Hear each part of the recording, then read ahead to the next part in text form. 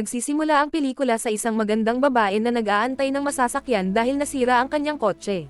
Nag-alok ng tulong ang isang driver ng truck, ngunit hindi niya ito pinansin, dahil sa hinala na baka may masamang balak ito. Pagkatapos, lumitaw ang isang gwapong lalaki, mabilis siyang sumakay sa kanyang sasakyan at umalis. Sa kasamaang palad, ito ay naging isang masamang pagpili dahil nakakita siya ng isang putol na kamay sa ilalim ng kanyang upuan, na nagpapakita na ang tila inosenteng lalaki ay isang serial killer. Pinahinto niya ang sasakyan at pinatay ang babae. Pagkalipas ng ilang araw, isang bus na puno ng mga pasahero ang bumibiyahe sa parehong kalsada. Isa sa mga pasahero ay si Wang, isang ahente ng insurance.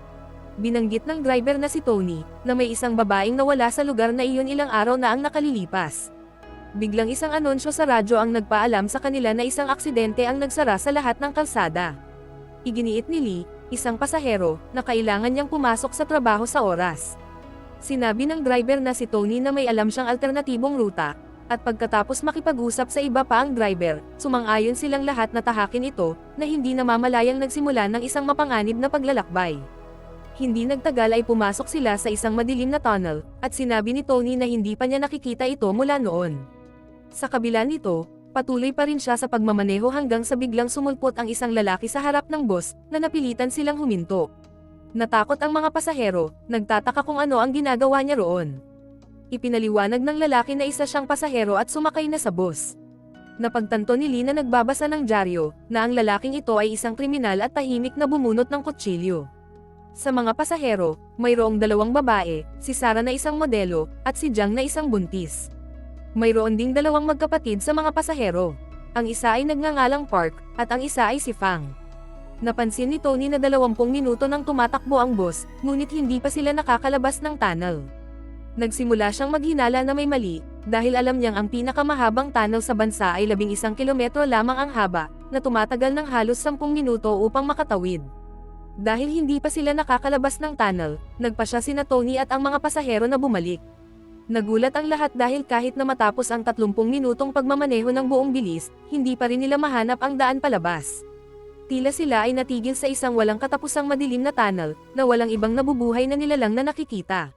Dahil sa takot, pinahinto ni Tony ang bus at lumabas ang lahat para mag-imbestiga.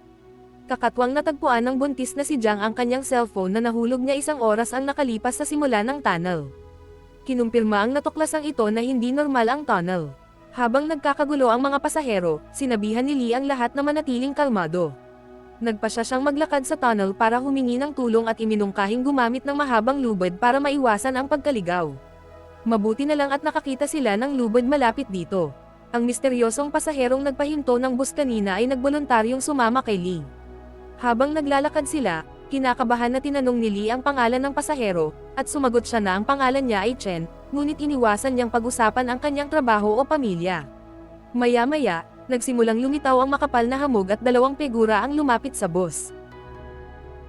Sa una ay natakot ang lahat, ngunit agad nilang napagtanto na ang mga figura ay sina Lee at Chen, na bumabalik mula sa kanilang pinanggalingan. Natuklasan nila na ang tunnel na kahit tuwid, ay patuloy silang dinadala pabalik sa parehong lugar. Nakulong na silang lahat sa tunnel, at matapos itong mapagtanto, iminungkahi ni Lee na tipunin ang lahat ng kanilang pagkain upang maipamahagi ito ng pantay. At sinigurado niyang lahat ay makakakuha ng pantay na bahagi. Pagkatapos ay umalis ang mga lalaki upang galugarin ang tunnel habang 3 babae at 1 lalaki ang nagpapahinga sa bus. Nang magising si Jiang, napansin niyang natatakpan ng alikabok ang bus. Nagulat siya at pinukaw niya ang lahat at mabilis silang lumabas ng bus. Bumalik ang mga lalaki at agad na tiningnan ni Tony ang kanilang mga supply ng pagkain, ngunit natuklasan niya na ang lahat ay tumanda ng husto. Ang kakaibang pangyayaring ito ay nagmumungkahi na ang oras sa tunnel ay gumagalaw ng kakaiba, kung saan ang 1 oras sa labas ng mundo ay katumbas ng 1 linggo sa loob. Pagbalik nila sa bus, nakakita sila ng isang bagong mapa, na parang may naglagay nito doon ng sinasadya. Hinala ni Lee na may naglalaro sa kanila. Inilatag niya ang mapa sa isang mesa at sinimulan itong suriin nang biglang namatay ang mga ilaw. Nang buksan nila ang isang flashlight, napansin nilang nawawala si Lee at nakakita ng bakas ng dugo. Sinundan nila ang dugo, at natuklasan nilang napatay na si Lee. Pinangunahan ni Chen ang grupo habang sinusundan nila ang bakas ng dugo patungo sa isang mahinang pader. Sinira nila ito at natuklasan ang isang pinto, pumasok sila sa isang kakaibang silid na puno ng maraming larawan at putol na mga kamay ng tao. Nakakita sila ng isa pang mapa na nagpapahiwatig na mayroong 6 na magkakaibang tunnel na magkakaugnay. Ipinaliwanag ni Chen na para makatakas, kailangan nilang tumawid sa lahat ng 6 na tunnel. Iminungkahi niya na dapat ay may isa pang pinto sa lihim na silid patungo sa susunod na tunnel. Nagsimulang hanapin ng lahat ang nakatagong pintong ito. Nakakita sila ng kakaibang kalendaryo kung saan ang bawat petsa ay ika-15 ng Hulyo. Naisip ni Chen na maaaring ito ay isang palatandaan. Nang pinunit niya ang kalendaryo sa dingding, ibinunyag nito ang isang lihim na pintong gawa sa kahoy. Pagpasok ng lahat sa pinto, isang TV sa silid ang nagpapakita ng isang babaeng nakulong sa isang kuweba. Pagkatapos ay tumuloy sila sa susunod na tunnel at nagulat nang makita ang kanilang boss sa parehong lugar. Sa una ay inakala nilang nasa parehong tunnel sila, ngunit pagkatapos suriin, napagtanto nilang ito ay ang parehong tunnel ngunit nasa ibang time zone at may mga alambre. Sa paghahanap ng pagkain, pumasok silang lahat sa loob ng bus at nakakita ng pansit. Ang driver na si Tony ay nakakita ng baril sa isang upuan, at sakim na pinagbantaan ang lahat na ibigay ang lahat ng pagkain. Sumunod sila dahil sa takot. Habang mabilis na lumilipas ang oras sa tunnel na ito, hindi nagtagal ay nagutom sila ng husto at nagsimulang makaramdam ng panghihina. Maya-maya, si Sarah, na hindi na makayanan ang gutom, ay lumapit kay Tony. Inialok niya ang kanyang katawan kapalit ng isang pakete ng pansit, at agad na sumang-ayon si Tony. Habang abala sila, palihim na pumasok si Wang sa bus at kumuha ng isang pakete ng pansit. Nahuli siya ni Tony at sinimulang atakihin. Nang papatayin na sana ni Tony si Wang, may umatake kay Tony mula sa likuran at pinatay siya, kaya nagtipon ang lahat, gulat na gulat sa mga pangyayari. Si Wang, na gutom, ay naghanap ng pagkain sa ilalim ng bus at nakatuklas ng manhole. Magkasama nilang itinulak ang bus palayo upang ipakita ang butas ng manhole at bumaba ang lahat dito. Nakarating sila sa isa pang kakaibang silid na puno ng nakakagambalang mga larawan, at mga palatandaan ng pagpapahirap sa tao. Ipinakita sa TV ang babaeng nalulunod na ngayon sa kuweba.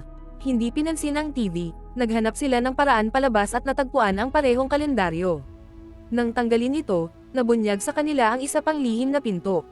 Dumaan sila sa pinto at narating ang ikatlong tunnel, na mas basa at mas malalim kaysa sa mga nauna. Naroon na naman ang boss, sa pagkakataong ito ay napapaligiran ng mga daga at ahas. Dahil sa gutom, kumain si Wang ng hilaw na pansit, na lalo lamang nagpagutom sa kanya. Nag-alok si Jiang ng biskwit, ngunit gusto niyang ibigay sa kanya ang lahat. Nang tumanggi itong ibigay sa kanya ang buong pakete, hinugot niya ang baril at ninakaw ang pagkain ng lahat, at hindi pa rin siya nasiyahan.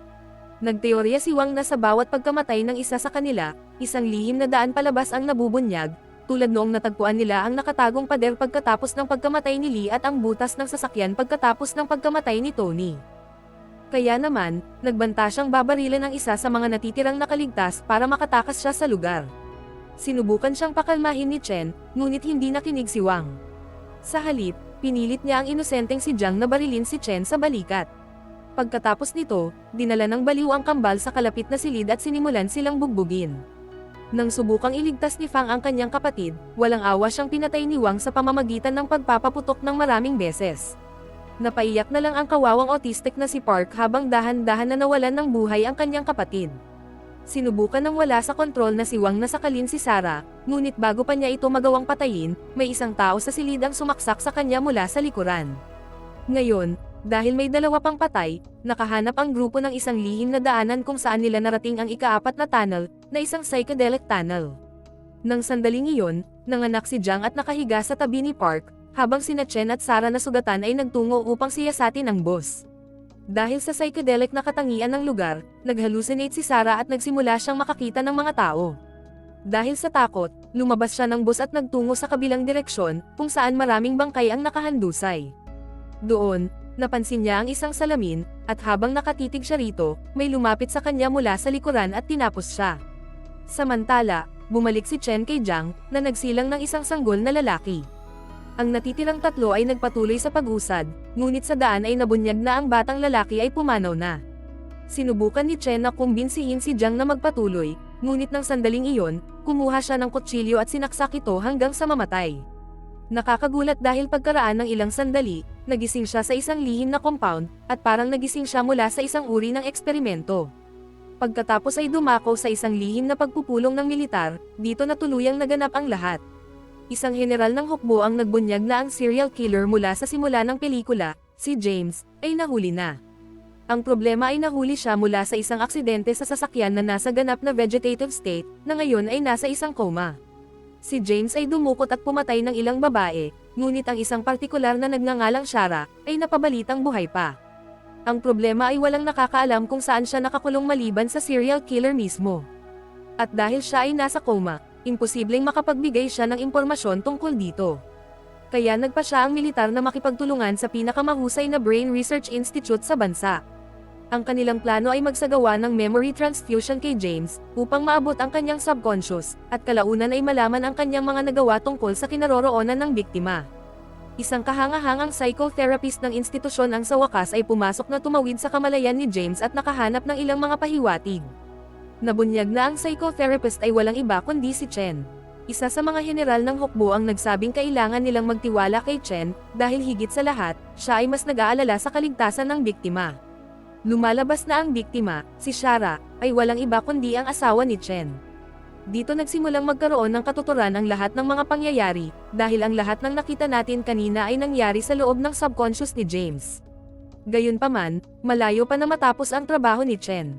Sa eksperimento kahapon, nakahanap siya ng paunang pahiwatig mula sa isang kalendaryo sa dingding na ang kanyang asawa ay nakakulong malapit sa ilog ng Siang. Ngunit kritikal ang sitwasyon dahil sa malakas na ulan. Sa susunod na 36 na oras, lahat ng kuweba sa magkabilang pampang ng ilog ay lubusang babahain ng tumataas na ilog, kaya kinilalagay sa panganib ang buhay ni Shara. Bilang resulta, kailangang muling gamitin ni Chen ang subconscious ni James bukas, upang makahanap siya ng higit pang mga pahiwatig tungkol sa eksaktong lokasyon ni Shara. Nang gabing iyon, habang mag-isa si Chen na nakaupo, nilapitan siya ng general ng hukbo upang magtanong tungkol sa kanyang kalagayan. Sinimulan ni Chen na ibahagi ang kanyang karanasan sa kamalayan ni James at naalala na ang petsang July 15, 1996, ay madalas na lumalabas sa mga kalendaryo. Ipinaliwanag ng general na ito ang petsa kung kailan namatay ang mga magulang ng serial killer. Sa araw na iyon, nalaman ng kanyang ama na ang kanyang ina ay may relasyon sa isang driver. Nagresulta ito sa isang malaking pagtatalo sa pagitan ng dalawa, na nagtapos sa pagsaksak ng kanyang ina sa kanyang ama bago niya ginawa ang hindi inaasahan. Nagulat si Chen sa revelasyon, ngunit patuloy niyang ibinahagi ang kanyang karanasan. Sinabi niya na sa panloob na mundo ni James, nakita niya ang kanyang madilim at ang kanyang mabuting panig. Ngunit sa huli ay nabigo ang mabuting panig. Ang serial killer mismo ay isang tunnel engineer. Kaya naman, nang siya ay makoma, nagsimula siyang magtatag ng isang tunnel sa kanyang utak bilang simbolikong tagapagdala ng kanyang magulong kamalayan. Ang tunnel sa kanyang kamalayan ay isa lamang patay na loop na humahantong sa kung saan. Nang pumasok sa utak ni James si Chen, ang una niyang target ay ang akayin siya palabas sa walang katapusang siklong ito upang magising si James mula sa kanyang coma. Gayunpaman, hindi niya inaasahan na magkakaroon ng napakaraming magkahiwalay na personalidad. Kaya kinailangan ni Chen na makipag-ugnayan sa kanilang lahat upang makahanap siya ng mga pahiwatig tungkol sa pagkakakulong ng kanyang asawa. Ang kanyang bagong misyon ay hanapin ang tunay na kriminal sa mga personalidad na ito at tanungin siya para sa kasagutan. Habang nakikisama siya sa mga personalidad na ito, mas marami siyang nalaman tungkol sa kanila. Ang pinakamaganda ay si Lee, nakahawig ng malusog at makatwirang panig ni James. May pag-asa na ang mabuting personalidad na ito ay maaaring higitan ang iba at mailigtas si James mula sa siklong ito. Sa kasamaang palad, bigla siyang nawala matapos mamatay ang mga ilaw sa tunnel. Ang pagkawala ng personalidad na ito ay nagresulta sa kaguluhan ng sitwasyon. Ang pangalawang personalidad ay ang driver na si Tony, na kalaunan ay naging marahas. Ito ay kahawig ng marahas na personalidad ni James. Ang pangatlo at pang-apat na personalidad ay si Nawang at Sarah, na kahawig ng panloob na pagpapakita ni James sa kanyang sariling ama at ina. Ang kanyang ama ay isang ahente ng insurance habang ang kanyang ina ay isang modelo. Ang nakakalungkot, noong naging mapang-abuso ang ama kay James, hindi siya masyadong pinansin ng kanyang ina at sa halip ay nauwi sa pakikipagrelasyon sa kanilang driver. Ito ay kinakatawan ng makipagtalik si Sarah sa driver na si Tony para lamang sa pagkain. Ang panglima ay ang buntis na si Jiang, nakahawig ng kanyang ideal na imahe ng isang ina. Bagamat mabuti ang personalidad nito, hindi nito lubos na napigilan ang kanyang madilim na panig. Kaya naman naranasan din nito ang kanyang kapahamakan. Ang pang-anim at pang-pitong personalidad ay ang kambal, nakahawig ng kanyang personalidad noong bata pa siya. Isang autistic, kakaiba, ngunit napakatalino sa matematika at space physics. Ngunit may isa pang personalidad na wala sa boss. Ito ang pinakamabangis na personalidad at laging nakatago sa dilim. Ito ang personalidad na palihim na pumatay kina Lee, sa driver na si Tony at kay Wang. Ngunit para malaman ang higit pa, kailangan ni Chen ng isa pang eksperimento. Kinabukasan ay dumating at sumailalim si Chen sa ikalawang yugto ng memory transfusion. Sa pagkakataong ito ay direktang hinarap niya si James at itinanong kung nasaan ang kanyang asawa. Gayunpaman, ayaw agad ibigay ng walang pusong mamamatay tao ang impormasyon. Sa halip, sinimulan niyang pag-usapan kung gaano niya kinamumuhian ang kanyang ina dahil sa pagpatay sa kanyang ama. Dahil sa kawalan ng kapanatagan sa mga kababaihan ang dahilan kung bakit niya sila dinudukot at tinatapos.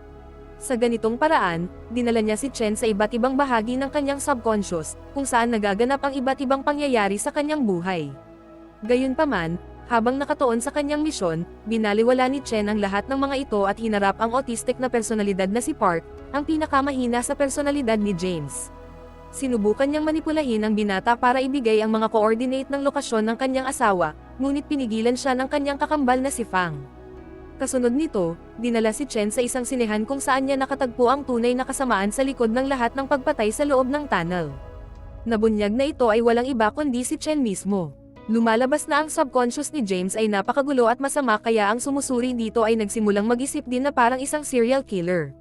Ipinahayag ng masamang si Chen na ayaw niyang maligtas si Shara, kaya isa-isa niyang pinatay ang mga tao sa loob ng tunnel, kasama na ang bagong silang na sanggol.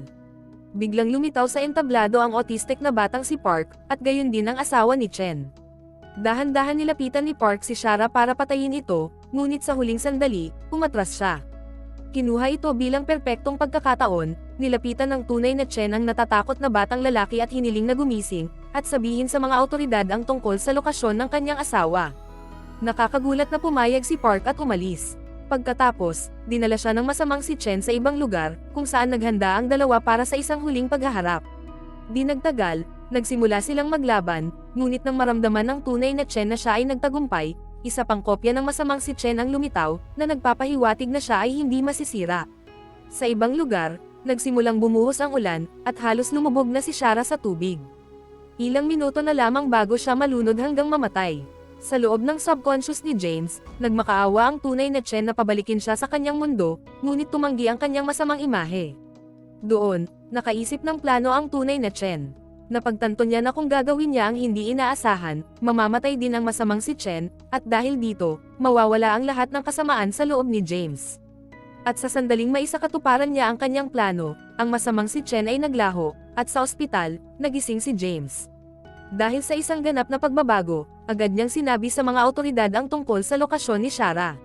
Sa ganitong paraan, nailigtas si Shara sa tamang oras, ngunit hindi nagising si Chen. Nagtapos ang pelikula habang siya ay gumagala sa walang katapusang tunnel, na nagpapahiwatig na hindi na siya makakauwi. Maraming salamat po sa inyong panonood at hanggang sa muli.